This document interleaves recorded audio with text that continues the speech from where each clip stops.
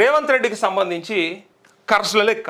ఏం ఖర్చులయ్యా, ఏం ఖర్చులు పెడుతుండే పాపం ఆయన, ఎవరు గిట్లా ఆయనను బదనాం చేస్తుర్రు అని అంటే అనొచ్చు కొంతమంది.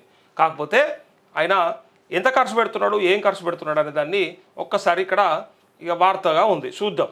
ఎందుకంటే 64 సార్లు ఢిల్లీకి పోయినా, స్పెషల్ ఫ్లైట్లో పోయినా, ఎట్లా పోయినా ఎక్కడికించి ఆయన ఇంకా ఎక్కడెక్కడ ఖర్చు పెట్టండి ఇప్పటిదాకా, ఎందుకోసం పెడుతున్నాడు, ఇదంతా ప్రజల కోసానిక మరి ఆయన కోసానిక అని చెప్పి ఇక్కడ అంటా ఉన్నారు. ఇక ఒక్కసారి ఈ వార్త చూడండి. ఇక అయితే ఒక పెద్ద మనిషి పంపించింది నాకు, ఇగో ఇది చూడండి ఒకసారి. ఇప్పటిదాకా రేవంత్ రెడ్డి దేనిపైన ఎంతెంత ఖర్చు పెట్టిండు అనేదాన్ని, ఎట్లా దుబారా చేస్తుండ అనేదాన్ని పంపించారు. మనకు కూడా ఎరక, కాకపోతే ఇది లెక్కలతో సహా ఒక ఫోటో పంపించారు మనకి. చూద్దాం ఇదేందో. ఇగో చూడండి ఒకసారి. పోసినా కూడా పైసలు రావు, జీతాలు ఇవ్వలేను, రిటైర్మెంట్ బెనిఫిట్స్ పెంచలేను, ఇవ్వలేను, ఇంకా నాతో ఏది కాదు, ఉన్నదాంతో నడుపుడే చాలా కష్టంగా ఉందని చెప్పినటువంటి రేవంత్ రెడ్డి ఏం చేస్తుండో ఒక్కసారి ఇక్కడ చూడండి. ఇగో మీకు చూపిస్తా. ఇక లెక్కలతో సహా ఆయన హార్వర్డ్ యూనివర్సిటీకి పోవాలంటే ఎంత ఖర్చు అవుతుంది, ప్లస్ మెస్సీతో ఫుట్బాల్ ఆడితే ఎంత ఖర్చు పెట్టిండు, ఇంకా ఆయనకు ఉన్నటువంటి ఇష్టాలు ఏంటి, మళ్ళా తనకున్న ఇష్టాలను తీసుకొచ్చి ప్రజల మీద ఎట్లా రుద్దుతున్నాడు, ఎట్లా నాశనం పడుతుండే అనే దాన్ని ఇగో క్లియర్గా ఇక్కడ చూడండి ఒకసారి. ఇగో ఇది రేవంత్ సర్కార్ దుబారా ఖర్చులు, సంస్థల పేర్ల మార్పు కోసం 1000 కోట్లు ఖర్చు పెట్టిండు. సంస్థల పేర్ల మార్పు కోసం ఆయనకు చాలా ఇష్టం. అట్లా ఉంటే మళ్ళీ కేసీఆర్కి పేరు వస్తుంది కదా, అందుకోసానికి అన్నిటిని టీఎస్ని టీజీగా మార్చడం నుంచి మొదలు పెడితే ఇంకా చాలా పనులు చేసిండు. ఇక చిహ్నాన్ని మార్చిండు, గేయాన్ని మార్చిండు, అవన్నీ కూడా చూసినాం కదా. అంతా కలిపితే అదో 1000 కోట్ల ఖర్చు అయింది. పనికి రాని ప్రజాపాలన సంబరాలకు 500 కోట్లు, ఒక్కటి కాదు రెండు కాదు, ప్రజాపాలన సంబరాలు చేసిర్రు, 500 కోట్లు ఖర్చు పెట్టిర్రు. నిజంగా చెప్పాలంటే చాలా మందికి రుణమాఫీ అయిపోతుండే, చాలామంది రైతులకి 1 ఎకరం 2 ఎకరాలకి కనీసం రైతు భరోసా పడుతుండే. కానీ అట్లా కాదు, ప్రజాపాలనకు కథం పట్టించేసారు పేరు. మళ్ళీ ఏమైందో, ప్రజాపాలనలో దరఖాస్తులు తీసుకుర్రు, ఆ కాయిదాలన్నీ తీసుకుర్రు, ఏడబెట్టినరో ఏం చేసిండ్రో ఎవరికి ఇచ్చిండ్రో అత్తపత్త లేదు. అది అరకొర రైతు బంధు ఫ్లెక్సీల కోసం 30 కోట్లు ఇచ్చిన రైతు బందే 2 సార్లు, ఒక్కసారి ఫుల్ అమౌంట్ ఇస్తే ఒక్కసారి 3.5 ఎకరాలకు ఇచ్చి పెట్టిరు. 1.5 రైతు బంధు, దాన్ని అరకొరనే ఇచ్చిండ్రు. అందుకే 1.5 రైతు బంధుకి 30 కోట్ల రూపాయల ఫ్లెక్సీలు వేసుకురు వీళ్ళు. ఒక్కటి కాదు రెండు కాదు, 30 కోట్ల రూపాయల ఫ్లెక్సీలు వేసుకురు. తెలంగాణ రైజింగ్ గ్లోబల్ సమ్మిట్కు 250 కోట్లు. తెలంగాణ గ్లోబల్ సమ్మిట్ చేశారు కదా ఒకటి, రైజింగ్ గ్లోబల్ దానికి 250 కోట్లు ఖర్చు పెట్టారు. హెలికాప్టర్లలో మంత్రులు షికార్లు చేస్తూ ఉన్నారు కదా. ఇగో నిన్న కూడా ఉత్తమ్ కుమార్ రెడ్డి యాడికో పోయి ఏదో ఓపెన్ చేయనీకి పోయిండట, 2 తొవ్వలు ఓపెన్ చేయనీకి. కోమటిరెడ్డి వెంకటరెడ్డి తిరుగుతాడు, చిన్న కల్వర్ట్లు ఓపెన్ చేయనీకి ఉత్తమ్ కుమార్ రెడ్డి పోతాడు, పోయి రిబ్బన్లు కట్ చేసేస్తారు. దానికోసం హెలికాప్టర్లు పాడుతారు. ఆ హెలికాప్టర్ల ఖర్చు 300 కోట్లు. నేను గతంలో కూడా చెప్పిన, ఇలా హెలికాప్టర్లు ఇవ్వడానికి కారణం ఏంటంటే ఇలా రేవంత్ రెడ్డి మీద పడేడుస్తారు, అనవసరంగా రేవంత్ రెడ్డి ఒక్కడే తిరుగుతున్నా అంటారని చెప్పి మంత్రులకు కూడా హెలికాప్టర్ తిరుగురు రాబాయిగా, షేర్ ఆటో లెక్క తిరుగుపోరు. లేకపోతే ముఖ్యమంత్రి సీటుకు ఎచ్చరబెట్టేట్టున్నారు కదా, ఆ పీఠంకు గురిపెట్టేట్టున్నారు, అంటే ఆయన మీద పడేసేటట్టున్నారు. ఎందుకంటే వాళ్ళకి ఇంకా అక్కస ఎక్కువవుతుంది. రేవంత్ రెడ్డి ఇన్నిసార్లు స్పెషల్ ఫ్లైట్లో ఢిల్లీ పోవడము, ఇక్కడ తెలంగాణలో కూడా అవసరమైన చోటుకి హెలికాప్టర్ వాడడం, ఇదంతా చూస్తే ఏమనిపిస్తుంది అంటే వీళ్ళకి అక్కస్ అన్నట్టు. వీళ్ళు కార్లలో పోతుంటే గదే ముచ్చట పెడతారు. కార్లలో పోతే ఒక గవర్నమెంట్ చెప్పిండు నాకు, కార్లలో పోయేటప్పుడు గట్టే ఉంటుందట ముచ్చటది. అరే మనం ఇట్లనైనా 60 గింతేనా 60 మనది అని 2 మంత్రులు అనుకుంటారట. ఎట్లా? ముఖ్యమంత్రిని చూసి, రేవంత్ రెడ్డిని చూసి. ఆయనకు అన్నీ 60 అన్నీ ఉంటాయి. ఆయన పదవి అట్లా ఉన్నది కాబట్టి అన్నీ ఉన్నాయి. మరి మనకేంటంటే మనం పదవికే సూటి పెడితే అయిపోతుంది 60 అంటున్నారట. చెప్పుర్రు ఇక వాళ్ళ మాటలు చూడుర్రి ఎట్లున్నాయి. హెలికాప్టర్లో 300 కోట్లు తిరిగిన ఖర్చులకు ఇప్పటిదాకా. మీనాక్షి నటరాజన్ పాదయాత్ర కోసం 20 కోట్లు ఖర్చు పెట్టిరా. ఆ ఇన్ఛార్జ్ తల్లి మేడం ఇక్కడ తెలంగాణలో తిరిగి మరి ఏం చేసిందో ఏం చెప్పిందో నాకు అర్థం కాలేదు. ప్రజా సమస్యలు తెలుసుకుంటా అని చెప్పింది, తిరిగింది. ఏదైనా ఒక సమస్య తెలుసుకొని చెప్పిందా క్యాబినెట్కి, కనీసం ముఖ్యమంత్రికి చెప్పిందా? చెప్పలే. అయితే దానికోసం 20 కోట్ల రూపాయలు ఖర్చు పెట్టిందని పాదయాత్ర కోసానికి. సో ఇటు వస్తే మిస్ వరల్డ్ అందాల పోటీలకు 200 కోట్లు పెట్టిండు. మిస్ వరల్డ్ అందాల పోటీలకి అది ఏమక్కడికొచ్చే, ఎవరికి అక్కడికొచ్చే, ఎవరి కడుపుకొచ్చే, ఎవరి కాళ్ళకొచ్చే, కానీ మీ నాయకులంతా తిరగడానికి, మీ నాయకులతో కూర్చొని భోజనాలు చేయడానికి, మీ నాయకులకి పరిచయాలు చేయించడానికి, ఇంకా లోతుగా పోతే ఇంకా వేరే కూడా ఉంది. ఒక వార్త ఉంది, ఇంకా వాళ్ళని ఎట్లా వేధించారో కూడా ఒక వార్త ఉంది. నేను గతంలోనే చూపిద్దాం అనుకున్నా, కాకపోతే మరీ ప్రతి దాంట్లో అంటే యాక్చువల్గా పెద్ద విషయం అదేం చిన్నది కాదు. కాకపోతే ఎవరితోని ఎవరికి గాలమేసి ఎవరికి ఏమి అప్పచెప్పే ప్రయత్నం చేశారనేది నాకు పూర్తిగా తెలుసు. అది తెలిసినా కూడా ఎందుకు ఊరుకున్నా అంటే ఇక ఎట్లయిపోయిందంటే ఏది జల్లినా బురద లెక్క అయిపోతుంది వాళ్ళకి.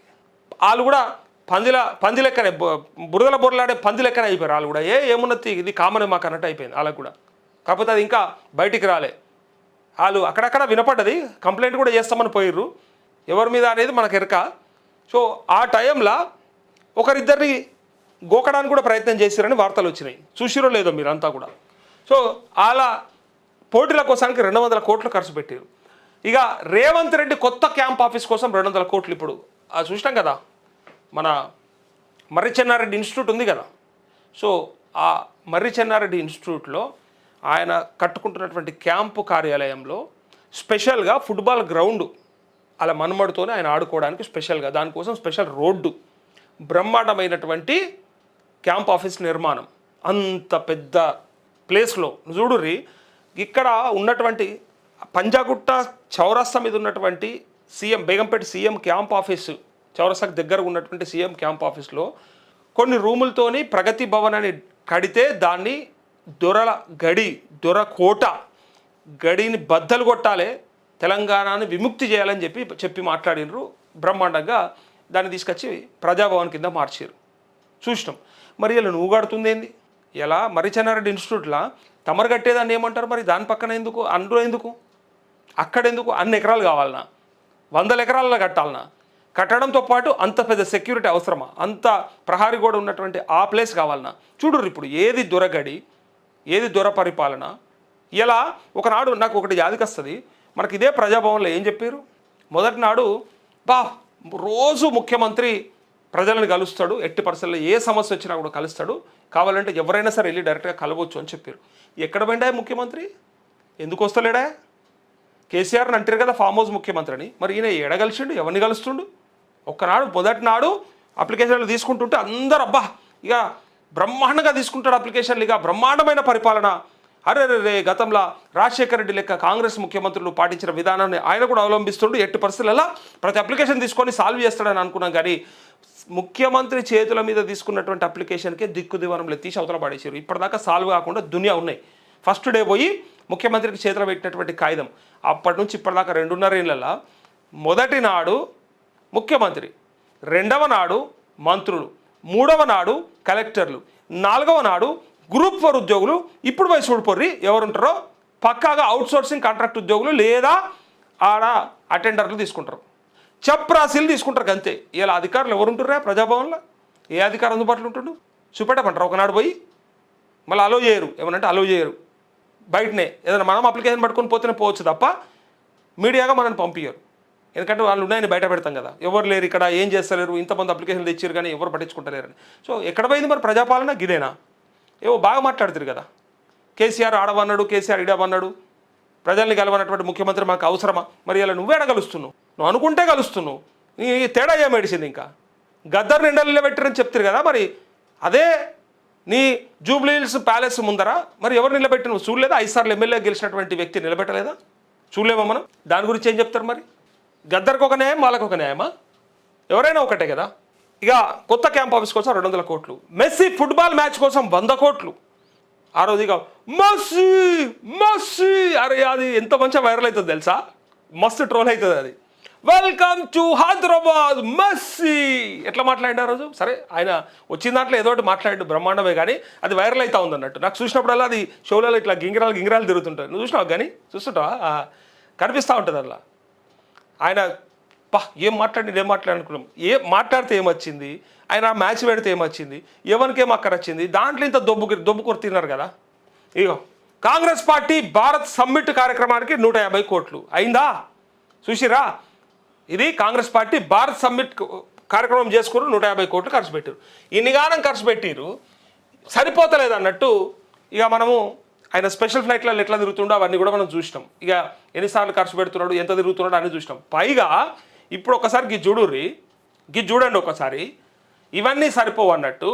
ఈయన హార్వర్డ్ యూనివర్సిటీకి పోయి రావడానికి అయ్యే ఖర్చుతో సహా మళ్ళీ ఏమనంటే ముఖ్యమంత్రి కదన్నా గా మాత్రం పెట్టుకోవద్దాయే, మన ముఖ్యమంత్రి కదే బాగా ఆయన చదువుకోవాలనే షోకు కూడా మనతోనేనా? ఆయన చదువుకునే షోకు కూడా మనమే తీర్చుకోవాలన్నా? చిన్నప్పుడు అమ్మనాయనలు చదివిపిస్తే చదువుకోవాలి, లేదా మన లెక్క జర్ర ఆడనో ఎన్నో ఓ చిన్న ఉద్యోగం సంపాదించుకున్నాక అప్పుడు ఏమైనా కోర్సులు ఉంటే కంప్లీట్ చేసుకోవాలి. కాదు ముఖ్యమంత్రి అయినాక తన షోకు తీర్చుకోవడానికి ఇగో ఇలా తిరుగుతూ ఉన్నాడు. ఒకసారి చూడండి. హార్వర్డ్ కెనడీ స్కూల్లో పాఠాలు నేర్చుకోవడానికి వెళ్ళిన సీఎం రేవంత్ రెడ్డి ఖర్చును భరించిన రాష్ట్ర విద్యాశాఖ. ప్రభుత్వ ఉత్తర్వు ప్రకారం సందర్శన ఖర్చును మొత్తం భరించిన విద్యాశాఖ. అయిపోయినా ఇసుకపోయిందా?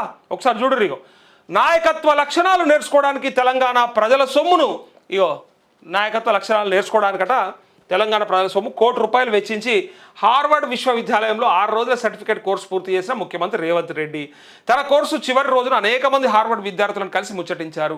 అందులో కొందరు తమకు నాయకత్వ లక్షణాలు, దార్శనికత మీద పాఠాలు చెప్పమని రేవంత్ రెడ్డిని కోరారు. ఇక్కడ ఉన్న ప్రతిభావంతులైన ప్రొఫెసర్లు ఆ పాఠాలు చెప్తేనే బాగుంటుందని, తాను నకిలీ ప్రొఫెసర్ అవతారం ఎత్తలేనని వారి విజ్ఞప్తిని సున్నితంగా తిరస్కరించారు రేవంత్ అంటూ. అదే మరి సిగ్గుపోతుంది, మరి సిగమూగి సిగ్గుపోగొట్టుకున్నట్టు అవుతుంది. అలా అడిగిరట, జర్ర నాయకత్వ లక్షణాల గురించి జర చెప్పొచ్చు కదా సార్, జర్ర మీరు చెప్తే మాకు వినాలని ఉంది సార్ అంటే హార్వర్డ్ యూనివర్సిటీ కాడ ఆయన ఏమన్నాడా, అసలైన ప్రొఫెసర్లు చెప్తేనే బెటర్, మళ్ళీ నాసుంటోడు చెప్తే ఆగమైపోతారు, నకిలీ ప్రొఫెసర్ అవతారం నేను ఎత్తలేను, నాతో కాదు అని చెప్పి చేతులు ఎత్తేసిండట. కానీ దానికోసానికి ₹1 కోటి అయితే ఖర్చు అయిపోయినాయి. మన పైసలే మనిషికి పావులా. 4 కోట్ల జనాలల్లా కోటి అంటే ₹1 కోటి. ఒక్కొక్క రూపాయి వేసుకో, 4 కోట్ల మంది మనిషికి శారణ ఖర్చు అయింది. నీ శారణమైంది, నా శారణమైంది. మనిషికి శారణ ఖర్చు పెట్టి ముఖ్యమంత్రి రేవంత్ రెడ్డి 6 రోజుల కోర్సు చేసి వచ్చిండు. అది మన తెలంగాణ ప్రజల సొమ్ము. అయితే శారణ ఏముందన్న బిచ్చం వేసినట్టు అనుకోరాదు. అంటే శారణ చెల్తలేదు కదన్న అంటే ఒక్కొక్క శారణ కలిపితేనే ₹1 కోటి అయింది. చారణ 2 చారణలు కలిపితే ఆటన అవుతుంది, ఇంకో చారణ కలిపితే బారణ అవుతుంది, అది కూడా కలిపితే ₹1 అవుతుంది. మొత్తం 4 చారణలు కలిపితే ₹1 అవుతుంది. ఇది ఒక 25 ఏళ్ళ కింద 30 ఏళ్ళ కింద చిన్నగా ఉన్నప్పుడు చారణ బిల్లతో కొనుక్కున్న వాళ్ళందరికీ ఎరక ఇలా తెలంగాణ ప్రజల సొమ్ము మనిషికి చారణ పోయింది. ఎందుకోసం? అది రేవంత్ రెడ్డి షోక్కు పోయింది. నాకు చదువుకోవాలని కోరిక ఉన్నది, నేను అప్పుడు చదవలేదు, ఇప్పుడు చదువుతున్నా అని చెప్పి. సో అందుకోసానికి ఇచ్చినటువంటి విద్యాశాఖ, ఎందుకంటే ఆయనే కదా శాఖ మంత్రి. అక్కడ చూడండి ఒకసారి ఉత్తర్వులు ఎంత బ్రహ్మాండంగా ఇచ్చారు చూడు. From the public information officer general administration, చూడరి ఆర్టీఐ యాక్ట్ ఎవరైతే తీసుకున్నారో Shri Karim Ansari resident of Hyderabad requested for information under the RTI 2005 registered RTI application of Shri Karim Ansari అంటూ విత్ రెఫరెన్స్ అని చెప్పి ఇక్కడ గవర్నమెంట్ ఆఫ్ తెలంగాణ ఇక్కడ పబ్లిక్ ఇన్ఫర్మేషన్ ఆఫీసర్కి ఇక్కడ ఒక్కసారి చూడండి. The honourable chief minister of Telangana Shri Revanth Reddy will be visiting United States of America 25/1/26 excluding travel dates to attend leadership for the 21st century program of Harvard Kennedy School as part of study tour and research tour with a focus on education and skill development pending political career from MEA. During the visit, Honorable Chief Minister would also engage with IVY League universities and leading icons of academic to explore global best practices in education, technology-enabled learning and governance with a view to strengthening education reforms in state. As part of the tour, meetings will also be held with innovators, philanthropic institutions, non-profit organizations and other bodies to encourage investments in Telangana and forge partnership aimed at positively impacting the state public educational ecosystem. The expenditure shall be borne by the Education Department under the relevant head of the account by order and in the name of the Governor of Telangana, K. Ramakrishna Rao, Chief Secretary to the Government. సుశీ రావులా ఎంత మంచిగా ఖర్చు పెట్టుకున్నారు, ఎంత మంచిగా ఖర్చు పెట్టుకొని ఆయనకు ఉన్నటువంటి షోకుని క్లియర్ చేసుకొచ్చుకున్నాడు. మంచిగా పోయిండు, బ్రహ్మాండంగా చదువుకున్నాడు. మళ్ళీ నాకు చదువు రాదు, నేను చెప్పలేనని చెప్పిండు. మళ్ళీ పోనీ చెప్పాలి కదా, 6 రోజులు నేర్చుకున్నందుకు కనీసం మన వాళ్ళు అడిగినప్పుడు, మన పొరగాళ్ళు అడిగినప్పుడు, అక్కడ ఉన్న పొరగాళ్ళు అడిగినప్పుడు 6 రోజులు నేర్చుకున్నావు కదా సార్, ఏదో లీడర్షిప్ క్వాలిటీస్ మీద ఒక్క క్లాస్ చెప్పవా అంటే పుసుక్కున క్లాస్ చెప్పంగా నాకు మళ్ళీ పేగులు మెడలు వేసుకుండు, లాగుల తొండలు ఇడుసుడు ఇవన్నీ వచ్చినాయి అనుకో, మళ్ళీ నాకు సిగ్గుపోతుంది. మళ్ళీ ఈడ కూడా ఎందుకు సిగ్గుపోగొట్టుకోవడం అనుకున్నాడో ఏమో, చెప్పలేదు. ఇక చెప్తే అయిపోతుండే కదా, వాళ్ళకు కూడా అర్థమవుతుండే కదా, లాగుల తొండల భాషలు వాళ్ళకు కూడా తెలవాలి కదా. పాపం తెలవకపోతే ఎట్లా? మన పైసలు ఖర్చు పెట్టి కనీసం భాష నేర్పించి రావా అని నెటిజన్లు అంటూ ఉన్నారు చాలామంది. కామెంట్లు మీరు చూస్తే పరిచయం అవుతారు. ఈ కామెంట్లు చూస్తే వాళ్ళు అడిగితే ఎందుకు చెప్పలేదు అనే దానికి ఒకసారి ఈ కామెంట్లు ఉంటాయి, మీరు చూడండి. ఇక ఎందుకులే, ఇక మళ్ళీ ఇక గవే ఉంటాయి, మళ్ళీ ఏమున్నా గవే ఉంటాయి. మళ్ళీ మీరేమంటారు, అన్న నీకు కావాలని ఇష్టం ఉందే బాగా, అందుకోసానికే చెప్తున్నావే అని మీరు అంటారు మళ్ళీ.